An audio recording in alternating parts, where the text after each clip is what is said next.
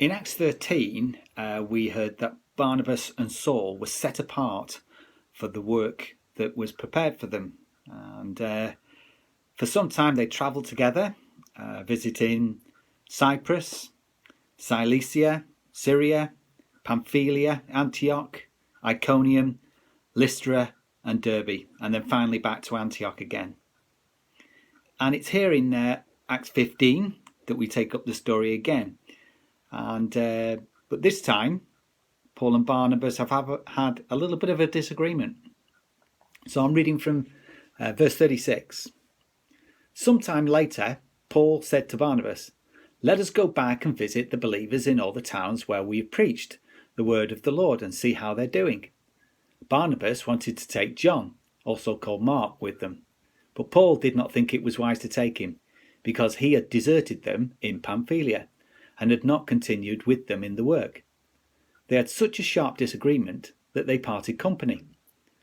Barnabas took Mark and sailed to Cyprus, but Paul chose Silas and left, commended by the believers to the grace of the Lord, and went to Syria and Cilicia, strengthening the churches.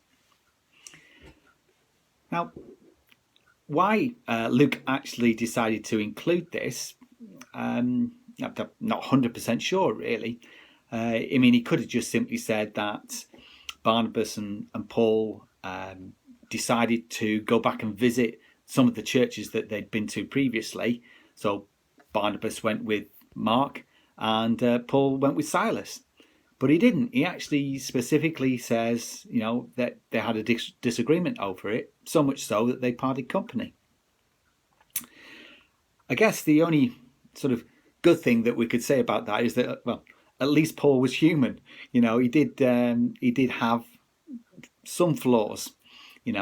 We can all have disagreements with others, even in the church. We can sometimes disagree with people. But the one thing that out of this disagreement was that the work still continued.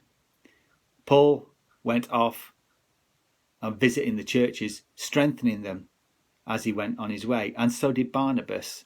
Even though they parted company, the work for God still continued. And I guess that's one of the key things. If we do have a disagreement with somebody in the church, we've got to maybe look at it and say, well, has it stopped the work for God from continuing? And if it has, then certainly we're in the wrong, and something needs to be put right. We're not always going to agree with each other, and we're not always going to have to, going to be able to work with other people sometimes. But the work for God must always continue. Have a good day.